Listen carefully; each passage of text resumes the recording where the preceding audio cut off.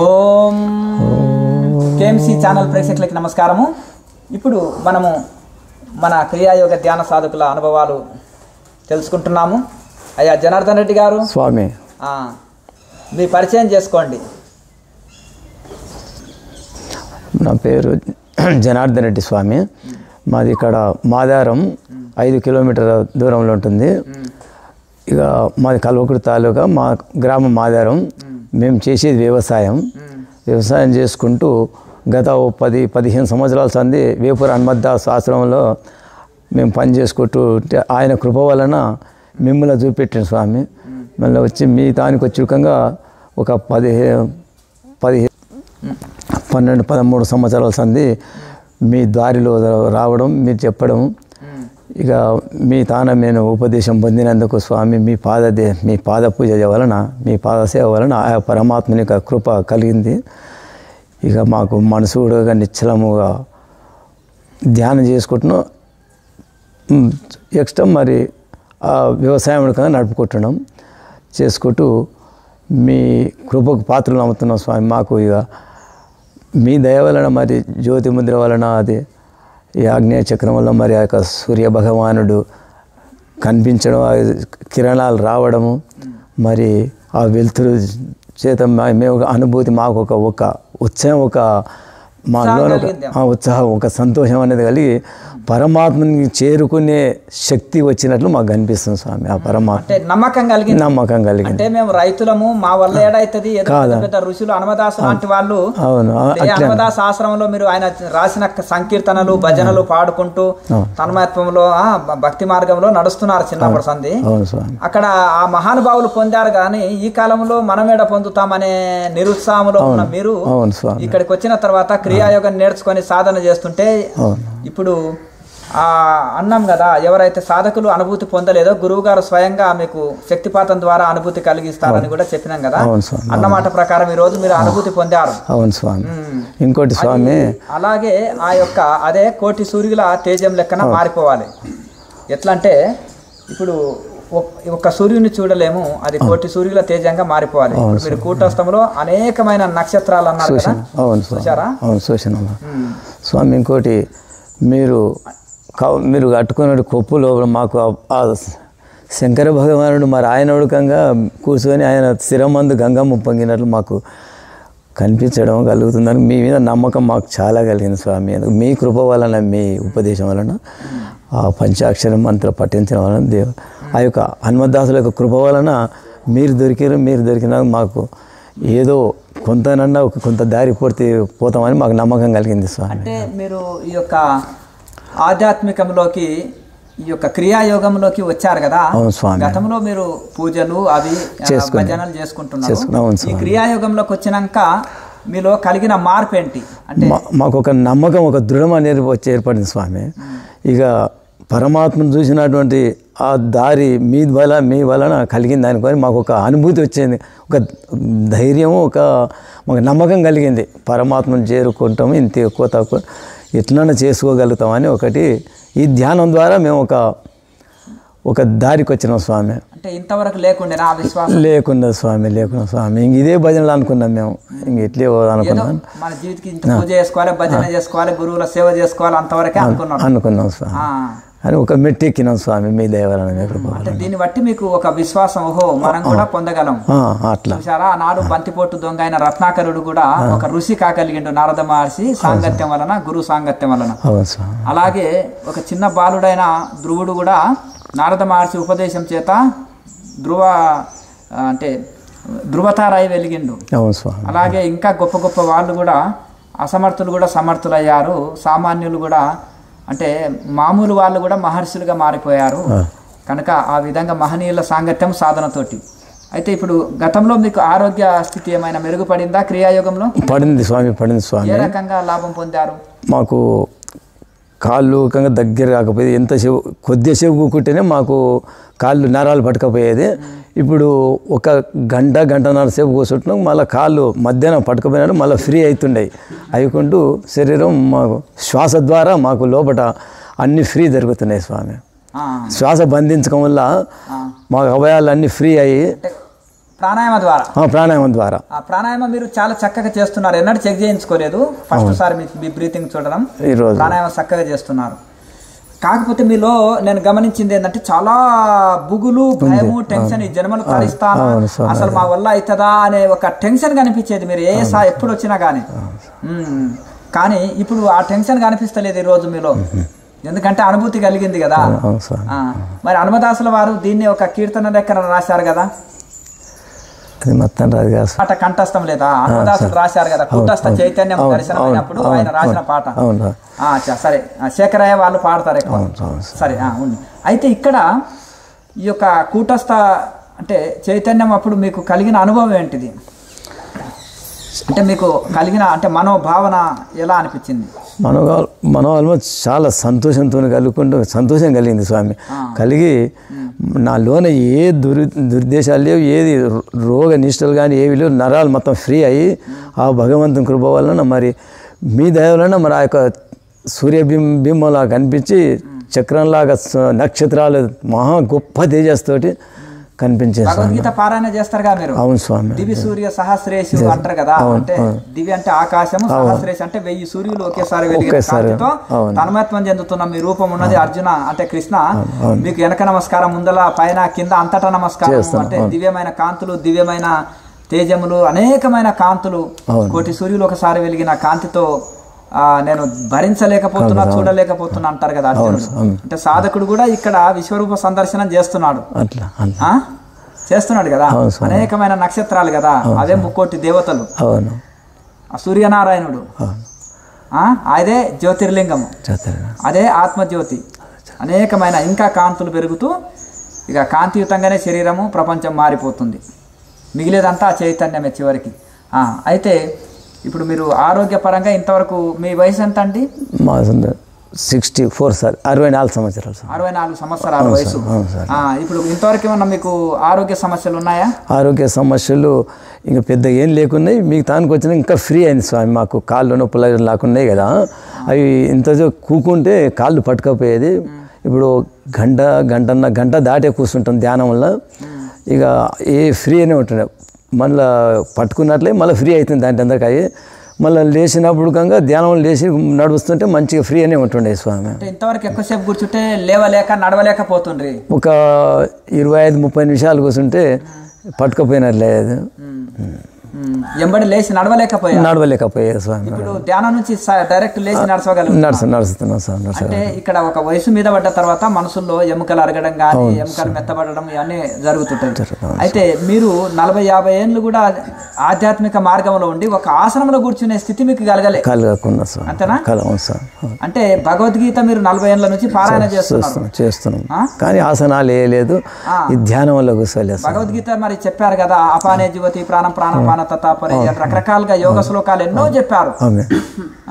తపస్విభ్యో దికో యోగి జ్ఞానిభ్యోపి మతోదిక అని చెప్పారు కదా. అన్నిటికంటే యోగి శ్రేష్ఠుడా అందరికంటే అన్నారు కదా. అంటే మరి యోగి శ్రేష్ఠుడు అని తెలుసుకున్నారు కదా, ఎట్లా తెలుసుకున్నారు? ఈ భగవద్గీత ద్వారా, ఆ శ్లోకాల ద్వారా మీ యొక్క మార్గంతో, మీ ఉపదేశంతో. భగవద్గీతలో శ్లోకాలు ఇప్పుడు అనుభవం వచ్చినాయి స్వామి. ఏమన్నాడు కృష్ణ పరమాత్మ గీతలో? యోగినామపి సర్వేషాం మద్గతేనాంతరాత్మవాన్ శ్రద్ధావాన్ భజతే యో మాం తమే మక్త సమోమతః. అయితే యోగినా నమ్మకంతో, విశ్వాసంతో నన్ను ఎవడైతే మరి ధ్యానిస్తుంటాడో, నిరంతరము మరి ధ్యానం చేసేటటువంటి యోగుల కంటే వాడే మంచివాడని నేను నమ్ముతా అర్జున. అందుకని నా పైన విశ్వాసం ఉంచాలా మీరు. విశ్వాసంతో అనన్యా చింతయంతో మాం ఏ జనా పరిపాసతే తేషాం నిత్యాభియుక్తానం యోగక్షేమం వహామి. అర్జున మరి వాడు ఏకాంత అనన్య అన్ని చింతలను మాని ఒక గంట సేపు నన్ను ధ్యానిస్తే, మరి 24 గంటలలో ఒక గంట ధ్యానిస్తే 23 గంటలు నేను వాని యొక్క యోగక్షేమాలు మొత్తం నేనే చూస్తా, నేనే కాపాడుతుంటా అర్జున. అందుకొరకే అన్యన్యా చింతయంతో, అంటే అన్ని చింతలను మానుకొని మరి అపారమైన భక్తితో, నన్ను విశ్వాసంతో, ప్రీతితోటి, మరి ప్రేమతో ఎవరైతే ధ్యానిస్తారో, పూజిస్తారో అటువంటి వాని నేను ఎల్లవేళ నేనే కాపాడుకుంటా అర్జున. అనిత్యమ సుఖం లోకమిమం ప్రాప్య భజస్వమాం అని చెప్పిండు పరమాత్మ. కిం పునర్బ్రాహ్మణ పుణ్య భక్త రాజశ సదా అనిత్యమ సుఖం లోకం హిమం ప్రాప్య భజస్వామాం. అర్జున, మరి భజన చేసినటువంటి వారు కిం పునర్బ్రాహ్మణ అంటే బ్రాహ్మణులు కానీ రాజ ఋషులు కానీ శుద్ధులు ఎవరే కానీ భజన చేసినటువంటి వారు ఏదో ఒక గొప్ప గతినే పొందుతారు. అనిత్యమ సుఖం లోకం హిమం. అర్జున, ఇది నిత్యముగా లోకం, ఇది సత్యముగా ఈ యొక్క లోకంలో మరి నన్నే ధ్యానించు, నన్నే పూజించు, నన్నే సేవించు, అట్లా చేసినట్లయితే నీవు ముక్తిని పొందుతావు. మళ్ళీ పరలోకంలో కూడా నీకు సంతోషం కలుగుతుంది, నీకు హాయి ఉంటుంది. అర్జున, ఈ లోకంలో నన్ను ఎవడైతే భజింపడో అతనికి ఏ లోకం వెళ్ళినా కానీ అతనికి సుఖశాంతులు ఉండవు, నరకమే అనుభవిస్తాడని పరమాత్మ చెప్పారు. ఇన్ని రోజులు భగవద్గీత శ్లోకాలు పారాయణ చేయడము, చదవడము, వినడము అంతవరకే. అవును స్వామి. కానీ ఇక్కడ ఆ భగవద్గీతలో చెప్పిన రహస్యాలు అనుభవంలోకి వచ్చినాయి స్వామి. ఎప్పుడు?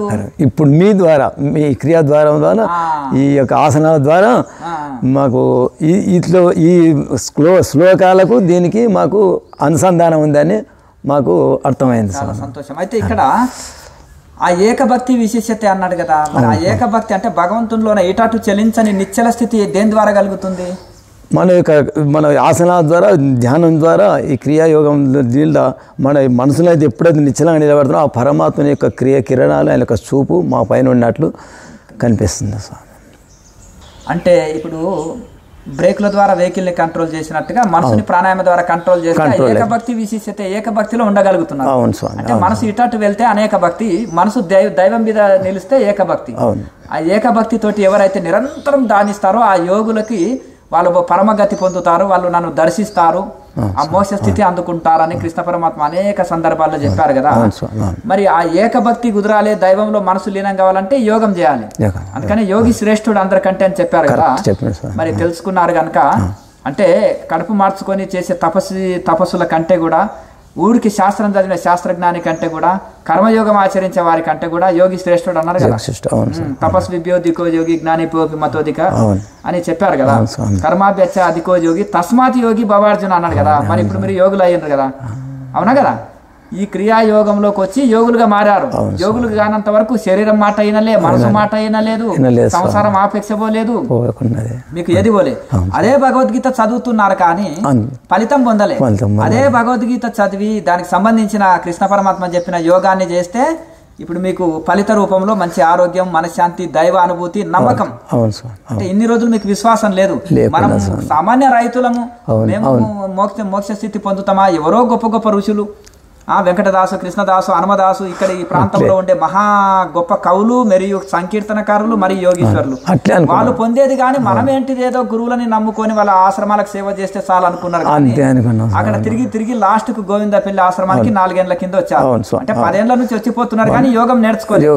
4 ఏళ్ల కింద నేర్చుకున్నారు.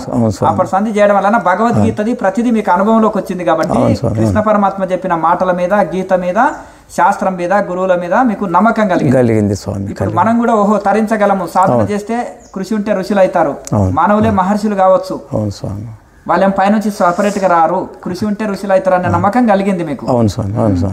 అయితే ఇంకా మానసిక పరంగా అప్పుడు ఎలా ఉన్నది, ఇప్పుడు ఎలా ఉంది? మానసికంగా ఎప్పుడు ఒక ఫికర్ అన్నట్లు ఉంటుండే స్వామి. చింత ఎప్పుడు చింత ఉంటుండే.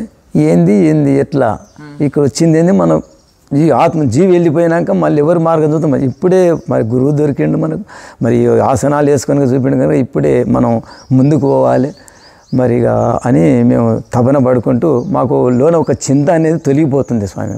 తొలగిపోయి ఇందులో ఏమైనా కఠిన ఆసనాలు ఉన్నాయా? ఏం లేవు. కిందకెట్టి కాలు పైకి పెట్టా అంటున్నామా? ఏం లేవు. ప్రాణాయామ అభ్యాసము చేస్తాం. అంటే ఇప్పుడు ఎవరికైతే వైరాగ్యము, సంపూర్ణ శరణాగతి, గీత మొత్తం చెప్పి సంపూర్ణ శరణాగతి కదా, వైరాగ్యము, సంపూర్ణ శరణాగతి, ప్రాణాయామ అభ్యాసము, ధ్యానం, ఇదే కదా మనం చేసేది. ఇంకేముంది దీనిలో?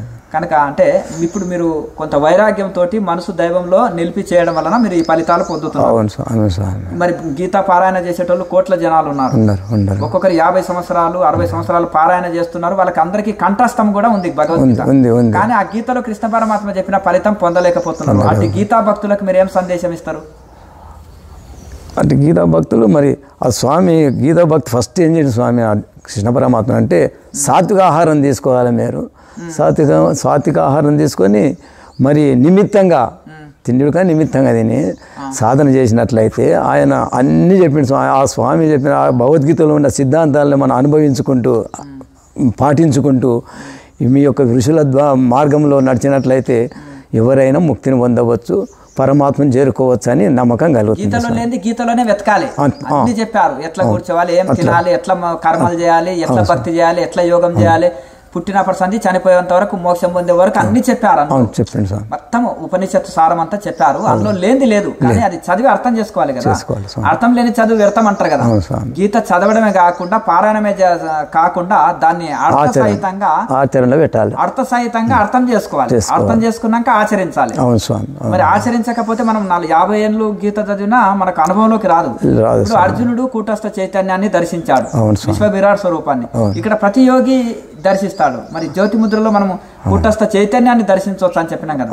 ఇప్పుడు అర్జున ఇది పెద్ద పెద్ద ఋషులకే సాధ్యం కాదు అన్నారు కదా. ఒకవేళ అనన్యమైన భక్తి ద్వారా ధ్యానం వలన నా గురించి తెలుసుకోవచ్చు, అంటే జ్ఞాతం తెలుసుకోవచ్చు, ద్రష్టం దర్శించవచ్చు, ప్రవేష్టం నాలో ఐక్యం కావచ్చు అన్నారు కదా. 3 జరుగుతాయి అన్నారు కదా, అనన్య భక్తి, వైరాగ్యము, నిరంతర ధ్యానం వలన. మరి ఇక్కడ మీరు నిరంతరం ఈ ప్రాణాయామ అభ్యాసం ధ్యానం చేస్తున్నందుకు ఇవి మీకు అనుభవంలోకి వచ్చినాయి కదా. వచ్చినాయి స్వామి.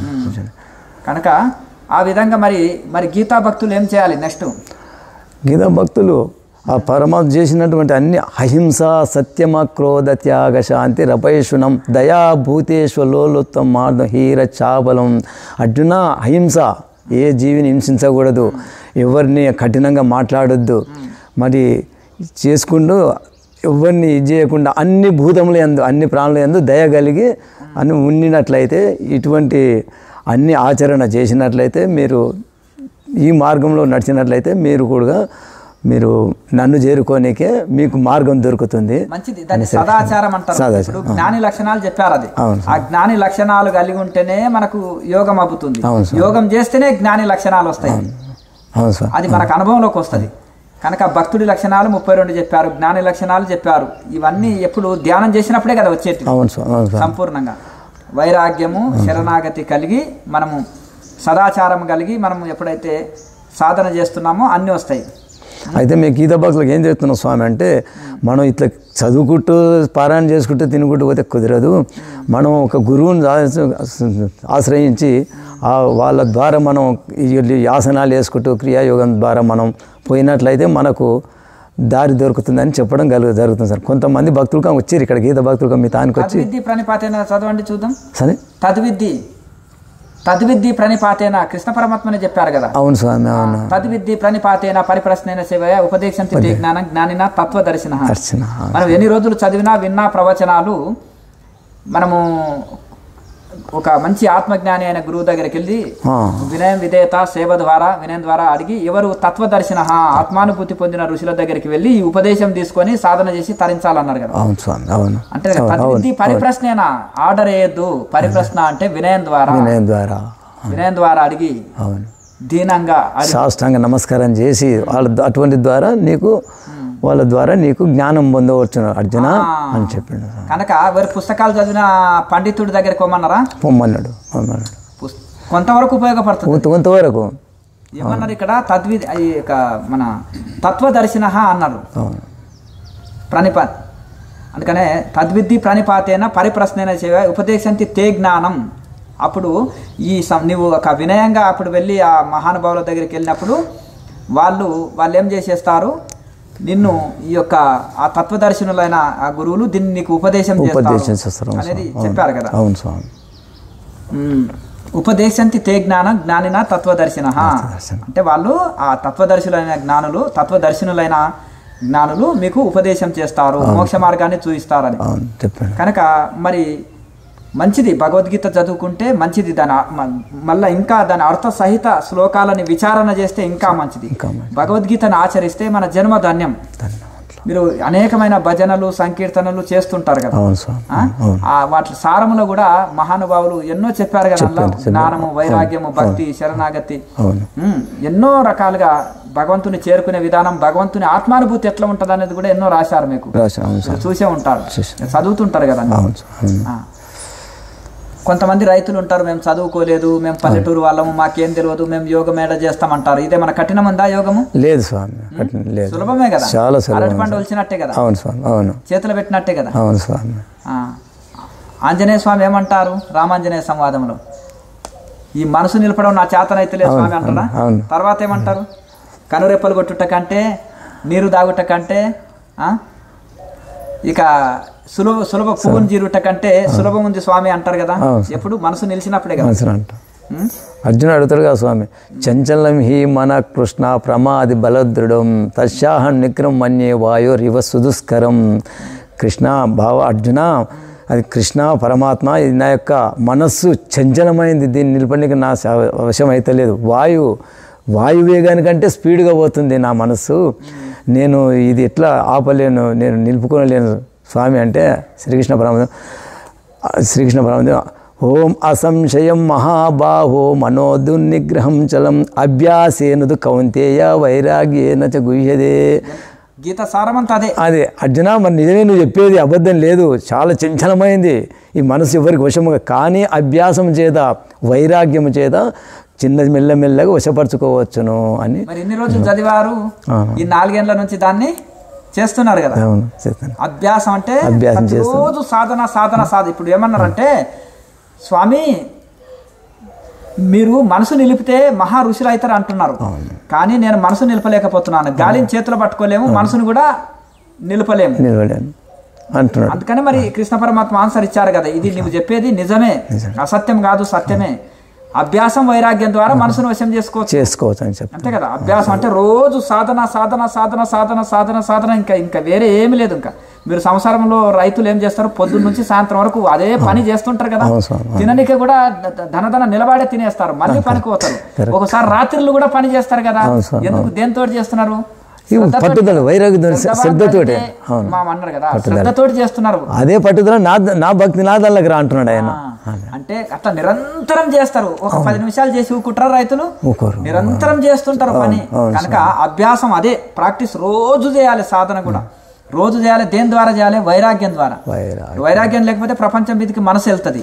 కనుక వైరాగ్యం, భగవంతు నీవే తప్ప నీ తప్పరం పెరగా అంటే ఈ ప్రపంచంలో అన్ని అనుభవిస్తుంటావు, వ్యవసాయం చేస్తావు, భార్య పిల్లలు సంసారం అన్ని చేస్తుంటావు, కానీ ఇవన్నీ అశాశ్వతం, భగవంతుడే శాశ్వతం అని, భగవంతుడే సత్యం నిత్యం శాశ్వతం అని ఆయనకు నీవు అర్పించుకొని అన్ని పనులు చేస్తుంటావు.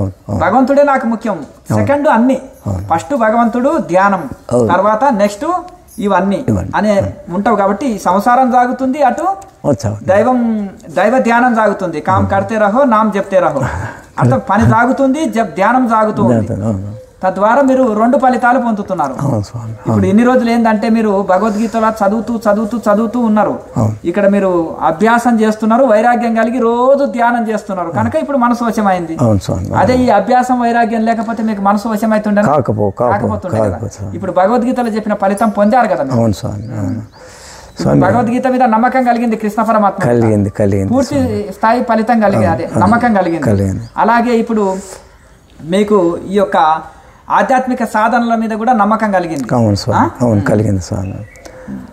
చివరికి మరి మీరు చాలా మంది రైతులు ఉంటారు, అలాగే చాలా మంది ఏమంటారు, మన అనేకమైన ఈ యొక్క పల్లెటూరు వాళ్ళు, చదువు రాని వాళ్ళు ఉంటారు, అనేకమైన వాళ్ళు ఉంటారు. వాళ్ళు కూడా ఆధ్యాత్మికంలో తరించాలని ఉంటుంది. మరి వాళ్ళకు మీరు ఏమి సందేశం ఇస్తారు? వాళ్ళు శ్రవణం ద్వారా, పండితులు కానీ తెలిసిన వాళ్ళు చదువుతుంటే శ్రవణం చేసి, మరి గురువుల ద్వారా మనం ఈ యొక్క క్రియాయోగం అంటే మన యొక్క ఆసనాలు వేసి, మనం ఆసనాలకు చదువు అవసరం లేదు కదా స్వామి, యోగాభ్యాసం ద్వారా మనం సాధించవచ్చు. యోగానికి చదువు రావాలక్కర్లేదు స్వామి. యోగం గురువుల ద్వారా చెప్పినట్టు మనం ఆ మార్గంతో యోగం చేసినట్లయితే యోగాభ్యాసం చేత మనం కూడా సాధించవచ్చు అని వాళ్ళకి మేము చెప్పడం జరుగుతుంది స్వామి. చాలా సంతోషం. ఇలాగే సాధన చేసి తరించండి. ఓం లోకా సమస్త సుఖినో భవంతు, లోకా సమస్త సుఖినో హరి ఓం, సర్వే జనా సుఖినో భవంతు, హరి ఓం తత్సత్. సాధనకు చదువు అక్కరలేదు. మీరు రైత, లేకపోతే మీరు కూలి వాళ్ళ, లేకపోతే మీరు కోటీశ్వరుల, శ్రీమంతుల, సంపన్నుల, విద్యావంతుల, విద్య లేని వాళ్ళ అని కాదు. ఎవరైనా సాధన, ఎవరు అన్నం తింటారో వాళ్ళకి ఆకలి పోతుంది, ఎవరు సాధన చేస్తారో వాళ్ళు ముక్తాత్ములు అవుతారు. అవును స్వామి. క్రియాయోగ ధ్యానము అందరికీ ఉచిత శిక్షణ ఇవ్వబడుతుంది. ఒకసారి శిక్షణ తీసుకున్న వాళ్ళు ఆశ్రమంలో ఉండి ఎంతకాలమైనా ఇక్కడ ధ్యానం చేసుకోవచ్చు. వాళ్ళకి భోజన వసతి, ఉండడానికి సకల సౌకర్యాలు ఉంటాయి. ఎవరు సాధన చేస్తారో క్రియాయోగి సాక్షాత్తు పరమేశ్వర ధ్యానంలో భోజనాన్ని జీర్ణం చేస్తాడు. కానీ వాళ్ళకి పెట్టే భోజనము సాక్షాత్తు పరమేశ్వరుడికి పెట్టే భోజనం లాంటిది. మాలాధారణ చేసిన వాళ్ళు ఏదో రోజుకో గంట సేపు పూజ చేయొచ్చు, అది కూడా మనసు నిలవక. కానీ క్రియాయోగులు చక్కగా 5-6 గంటలు రోజు ఉదయం సాయంత్రాలు కలిపి 5-6 గంటలు ధ్యానం చేస్తారు పరమేశ్వర ధ్యానంలో.